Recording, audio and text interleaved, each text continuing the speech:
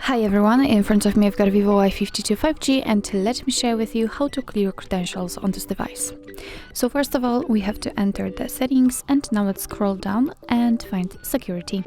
Here we have to scroll down to the very bottom and enter encryption and credentials, and at the very bottom of this list we've got the clear credentials option, so simply tap on it, tap on OK. And actually, as you can see, that's all. We had the information that the credential storage has been erased successfully. So actually, this is it. This is how to remove credentials in your VIVO Y52 5G. Thank you so much for watching. I hope that this video was helpful, and if it was, please hit the subscribe button and leave the thumbs up.